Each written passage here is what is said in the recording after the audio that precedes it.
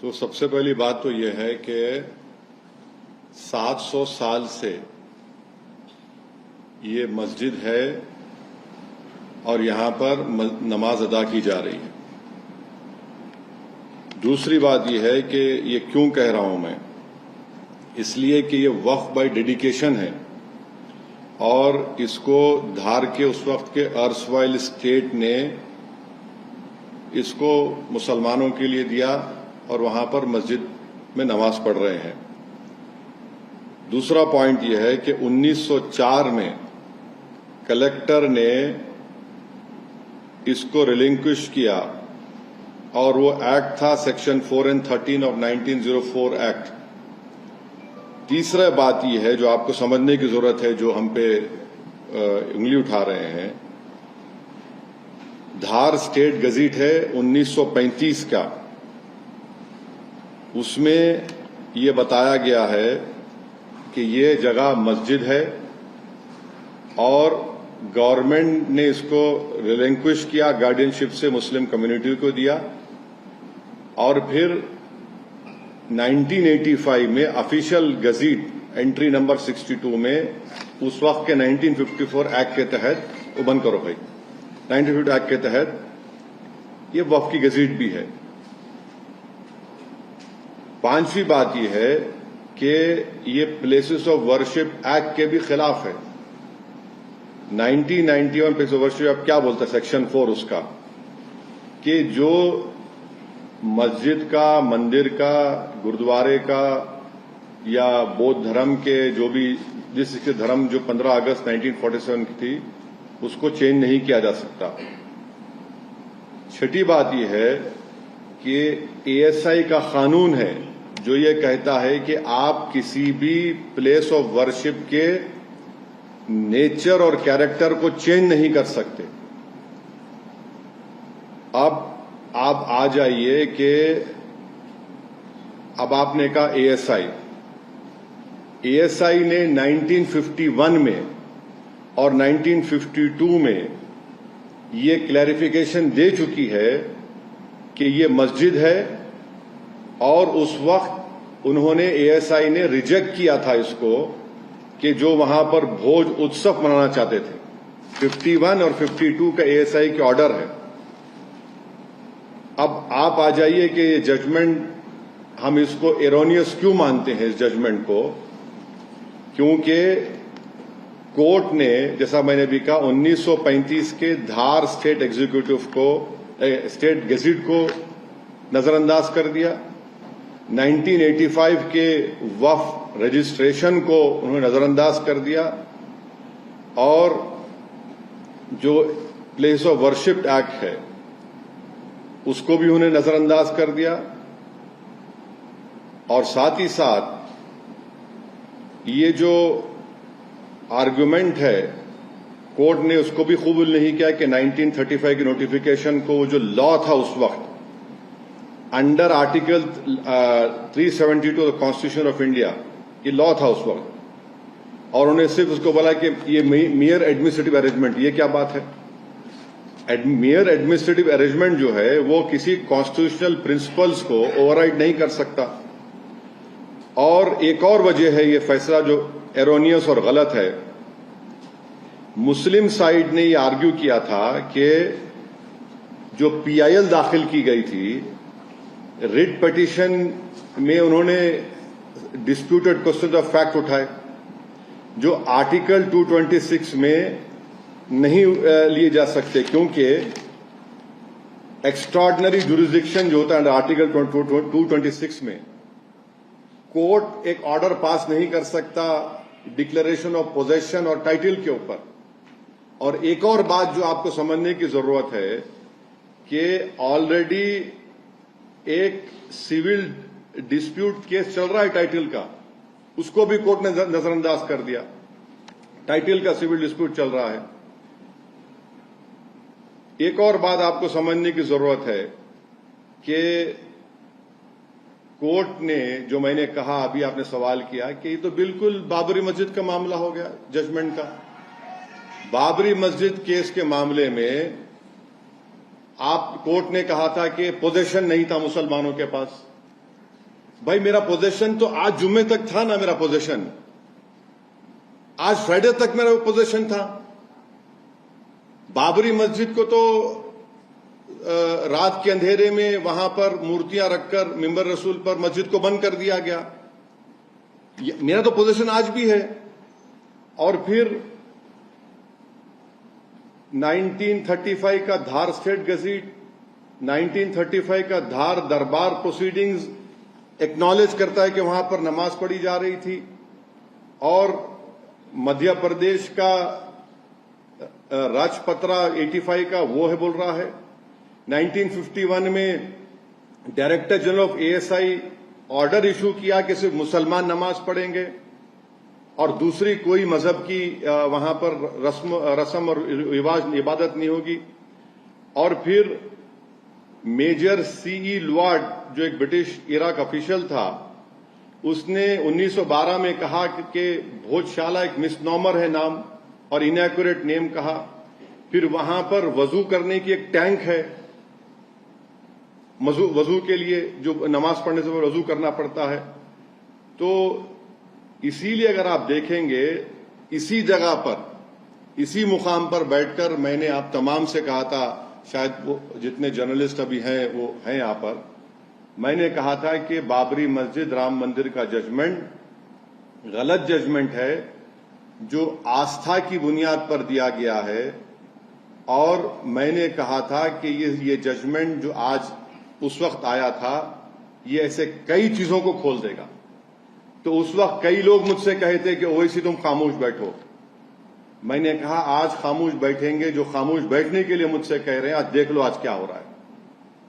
जिस जजमेंट का मैंने हवाला देकर कहा था कि देखो ये जजमेंट से कई चीजें खोली जाएंगी। अब रिलीफ भी आइडेंटिकल है, कंप्लीटली रिलीफ आइडेंटिकल है कि वहां पर पूजा होगी, नमाज नहीं होगी। और अगर आपको चाहिए, क्या कहा कोर्ट ने, in order to secure the religious rights of the Muslim community and to ensure complete justice between parties, in case the respondent number 8 submits an application for allotment of suitable land within Dhar district for construction of a masjid or place for prayer, the state government may consider state application in accordance with law. Where is the question? कहां सवाल पैदा होता जमीन पूछने का? मैं 700 साल से वहां पर नमाज पढ़ रहा हूं। कोई पीआईएल डालता है 226 में और court can not pass an order on declaration of possession और टाइटल, आप टाइटल दे देते हैं उनको जबकि सिविल सूट चल रहा है उसका। तो ये एब्सर्ड जजमेंट भी है, एरोनियस जजमेंट भी है। और एक अजीब व गरीब बात इसने जजमेंट में कही गई है कि secular state has a constitutional duty even to provide basic communities to pilgrims, the preservation of purity and pristine character of deity. So, ये भी it violates successive Supreme Court judgments that say that ये वो Supreme Court judgment कहता है कि the Indian state जो है सब रिलीजन को इक्वली ट्रीट करना चाहिए। अगर ये कॉन्स्टिट्यूशनल ड्यूटी है किसी एक को डीटी को फेवर करने की, फिर सेकुलरिज्म को क्या होगा बताइए इस जजमेंट के बाद। तो ये जजमेंट कॉन्स्टिट्यूशनल वैल्यूज के मुताबिक नहीं है। जो बाबरी मस्जिद राम मंदिर का जजमेंट आया था वो सिर्फ एक धर्म को प्रेमेसी दे रहा है और दूसरों के जो वर्शिप है उसको आप खत्म कर रहे हैं। और एक बात यह है कि ये जजमेंट एक फ्लड गेट्स खोल दिया है। अब कल कोई भी जाएगा कि प्लेस ऑफ वर्शिप एक्ट की तो अहमियत खत्म होते जा रही, जबकि प्लेस ऑफ वर्शिप एक्ट को राम मंदिर के बाबरी जजमेंट में सुप्रीम कोर्ट ने कहा था उसको बेसिक स्ट्रक्चर से जोड़ा था, वो भी आपने आज कोर्ट ने उसको भूल गया। तो ये तो एक मौकरी बन चुका है, मौकरी बना रहे हैं प्लेस ऑफ वर्शिप एक्ट का। तो ये हमको बोलना है। और एक बात याद रखिए, यहां पर तो कोई इन्वेडर आकर नहीं तोड़े, वो भी तो झूठ सुप्रीम कोर्ट ने कहा था, वो भी झूठ है। पीसफुल स्ट्रक्चर था ये। और एक बात आपको समझने की जरूरत है कि पिटिशनर ने ये कहा कि जो डीटी मिली उसको उन्हें बताया धार में मिली। मुस्लिम साइड ने बताया कि ये जो मूर्ति मिली थी जो आज किसी इंग्लैंड के बर्तानिया के म्यूजियम में है, वहां से आधा किलोमीटर दूर एक सिटी पैलेस के रूइंस है, वहां पर मिली है। तो ये सब चीजें हैं। और फिर एक बुक पब्लिश हुई थी 2020 में, यूरोपियन रिसर्च काउंसिल और सेंट्रल इंडिया आर्काइव्स ने, उस किताब का नाम था धार और उसका गुप्त इतिहास। 1220 में एक जलजला आया था, 1220 में जलजला आया, उसके 60-70 साल के बाद तो सल्तनत पीरियड शुरू हुआ। उससे पहले सल्तनत पीरियड था ही नहीं ना। ये तो हिंदू बादशाहों ने ये दिया था उनको, अब उसको भी कोर्ट ने नजरअंदाज कर दिया। सिविल सूट टाइटल का चल रहा है, डॉक्यूमेंट्स दिए गए गवर्नमेंट ऑफ इंडिया को, एएसआई को, सब कोर्ट ने उसको इग्नोर करके एक एब्सर्ड और गलत फैसला दिया। और हैरत अंगेज बात यह है कि जो एएसआई ने आर्टिफैक्ट्स निकाले, आप मेरे को बताएं आर्टिफैक्ट्स में प्लास्टिक निकलता है क्या? प्लास्टिक निकला। प्लास्टिक कैसे निकला? प्लास्टिक की इजाद कितने साल की पुरानी है, उसको आप बता रहे हैं। तो ऑल इन ऑल मुझे लगता है कि भारत सरकार माने मोदी सरकार और ASI hand in hand petitioner के साथ थे, और ये खुद एक वायलेशन है आर्टिकल 14 और 12 का। और साथ ही साथ ये भी बताना जरूरी है कि 1995 में ये गलती उस वक्त के धार के जो बड़े मुसलमान थे, जो हिमाकत खोर थे, चमचागिरी की आदि करने के आदि थे, उन्होंने एग्रीमेंट करके दिया ये कि हर मंगलवार को या बसंत पंचमी को आप आकर मस्जिद के अंदर ये पूजा करिए। तो ये इसका ब्रीफ फैक्ट ये हम उम्मीद करते हैं कि जब ये मसला सुप्रीम कोर्ट को जाएगा तो सुप्रीम कोर्ट इसको देखकर इंसाफ करेगा। एक स्ट्रांग केस है, जो मैंने पॉइंट्स आपके सामने रखे हैं। और ये जो बोला जा रहा है कि वहां पर मंदिर थी, देखिए उसमें जो इंस्क्रिप्शन है, जो इंस्क्रिप्शन मिले हैं, वो इंस्क्रिप्शन क्या कहती हैं कि एक वो स्कूल था, गुरुकुल था, क्योंकि राजा भोज ने संस्कृत लर्निंग का एक लफ्ज सिखाते थे। तो जैसा हम पार्लियामेंट को बोलते कि ये जनता की बहुत बड़ी मंदिर है, तो मंदिर पूजा की जो तो नहीं है, वो तो इलेक्टेड, वैसा ही वो एक गुरुकुल था। वो जलजला आया 1220 में, उसके बाद फिर दोबारा बनाया गया। तो अब इसको आप ऐसा कर रहे, इसका गलत फैसला नहीं। एक मिनट ठहरिए, मुझे मानने का सवाल नहीं है। जो फैक्ट्स है उसको मैं मानता हूं, और वो फैक्ट्स मैं आपके सामने रखा हूं। इस फैक्ट्स को नजरअंदाज करके आपने फिर बिलीफ के नाम पर फैसला कर दिया। भाई 1951-52 का जो एएसआई की रिपोर्ट है उसको क्या करेंगे?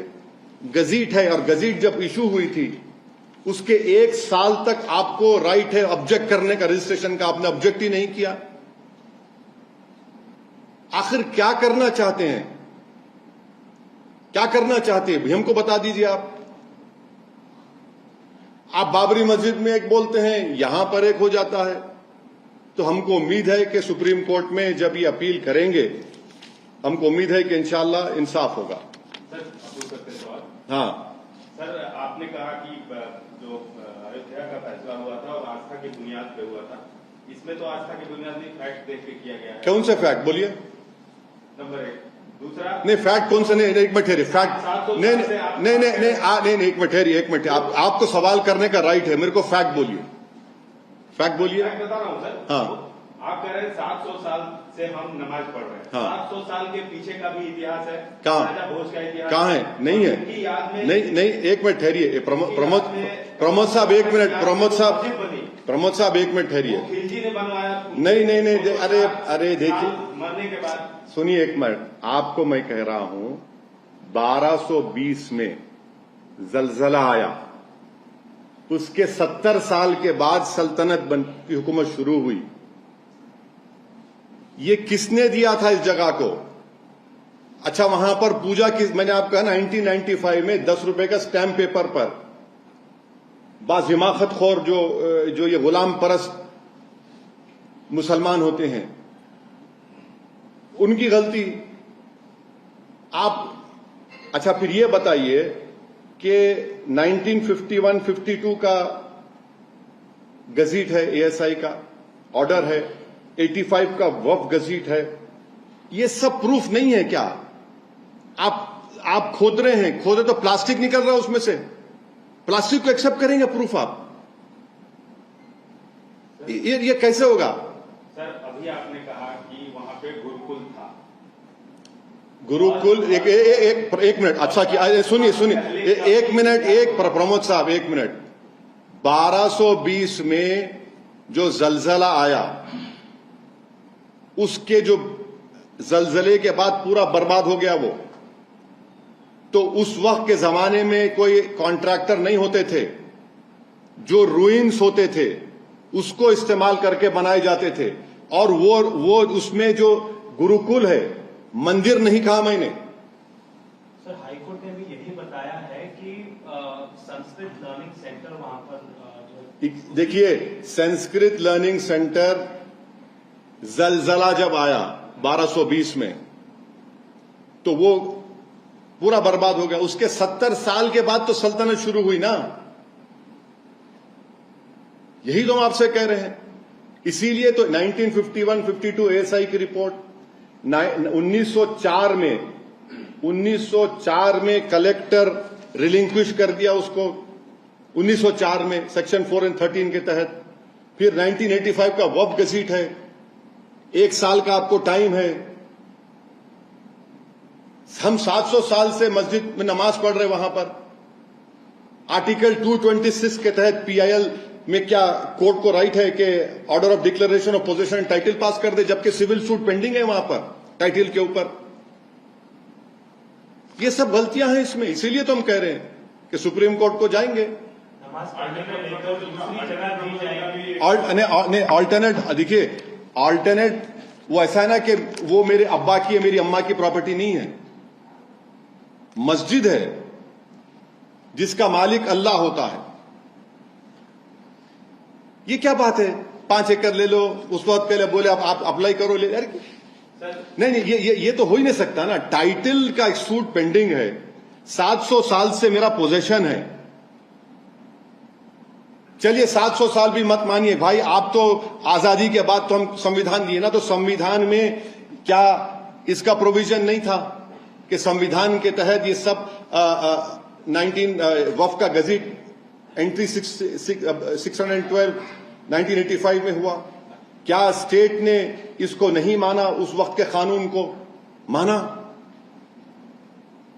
इसीलिए हम कह रहे हैं इसीलिए हम कह रहे हैं कि ये हाई कोर्ट का जजमेंट एरोनियस है, एब्सर्ड है, गलत है। सर आप कह रहे हैं कि 700 साल से आपका पोजीशन था, लेकिन आजादी के बाद सरकार दर सरकार वहां पे परमिशन दिया गया पूजा करने का। अरे एक मिनट, आप गलत बोल रहे हैं, गलत बोल रहे हैं आप। देखिए आप अपना होमवर्क नहीं आप होमवर्क पूजा करने का कब दिया बताओ, तारीख बताओ। दिग्विजय सिंह की सरकार। अरे भाई आपको मैं सुनिए ना, दिग्विजय की एक मिनट ठहरिए, आप लोग पढ़ के नहीं आते। 1995 में बाज खुशामद पसंद गुलामी जहनियत रखने वाले मुसलमानों ने 10 पेपर के स्टैम्प पेपर की गलती की। कैसा बोल आजादी के बाद आप? सर मैं बता रहा हूं नहीं, आपको देखिए, आप देखिए एक बात सुनिए, आप अभी मत करिए, मैं और भी बोल सकता हूं, ये व्हाट्सएप यूनिवर्सिटी का फॉरवर्ड मत करिए। मैं आपको फैक्ट्स बोल रहा हूं जिम्मेदारी के साथ, जिम्मेदारी के साथ। क्यों ले ऑल्टरनेट लैंड? मेरी जमीन, मेरी मस्जिद है, वो मेरी जाती प्रॉपर्टी थोड़ी है, क्यों लूं मैं? आप 6 दिसंबर को अगर मस्जिद नहीं तोड़ते तो जमीन देते थे मुझे आप। यहां पर 700 साल से नमाज पढ़ रहे हैं हम, पूरे फैक्ट्स मैं आपके सामने रखा हूं। सर 95 में अनुमति दी गई पूजा करने की, अरे 97 में मेरे भाई एक मिनट देखिए, फिर 98 में अनुमति दी गई। अरे आप समझ नहीं रहे हैं मेरी बात को, आप एक ज्ञानी आदमी है, मैं तो वही कह रहा हूं। 95 किसने दिया आपको? 10 रुपए के स्टैम्प पेपर पर गुलामी की जहनियत रखने वाले मुसलमानों ने ये लिखकर दिया, आप आ जाइए मंगलवार को। अरे वो तो बिल्कुल ही बकवास किस्म के मुनाफिक बोलना चाहिए लोगों को। उनके ना तो मस्जिद उनकी मां की थी, ना उनके अब्बा की थी, ना उनके खानदान की थी। वो तो जालिम है वो लोग। तो तब से लेके 95 से लेके अब तक जमात के लोग क्या कर रहे थे? 2022 में ये एक मिनट ठहरिए, आपने किसी चीज को शुरू कर दिया। 2022 में ये पीआईएल दाखिल होती है, 2022 में पीआईएल दाखिल होती है और कोर्ट के सामने ये तमाम चीजें रखी गई, ऑनरेबल कोर्ट के सामने।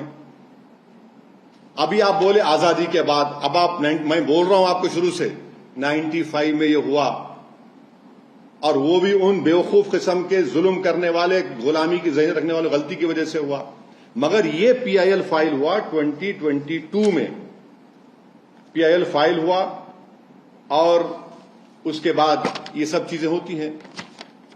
अब आगे आप लोग क्या करेंगे? आपकी क्या राय है? तो क्या नहीं, हमको यकीन है कि मुस्लिम साइड जो है वो सुप्रीम कोर्ट जाएगा और इंशाअल्लाह सुप्रीम कोर्ट के सामने ये सब चीजें रखी जाएंगी और सुप्रीम कोर्ट इंसाफ करेगा और मस्जिद मस्जिद रहेगी। सपोर्ट आप एक्सटेंड करेंगे? मैं बोल रहा हूं ना, जो वहां लीगली सपोर्ट करेंगे? नहीं, देखिए वहां के लोग काबिल हैं, वहां के जो लॉयर्स हैं जिसको मैंने बात किया, वो लोग जाएंगे सुप्रीम कोर्ट को और उनको जाना भी चाहिए। ये गलत प्रेसिडेंट बन जाएगा। आप क्या खोल रहे हैं? आप तो दरवाजे खोल रहे हैं किस चीज के? ये सब निफाक पैदा करने के, ये टेंशन पैदा करने के, डिसएग्रीमेंट्स के। सुप्रीम कोर्ट ने जो बाबरी मस्जिद राम मंदिर में कहा, एग्रेगियस एक्ट कहा, और उन्होंने कहा कि हिस्ट्री क्या क्या उसमें कहा था, पढ़ लीजिए जाकर आप।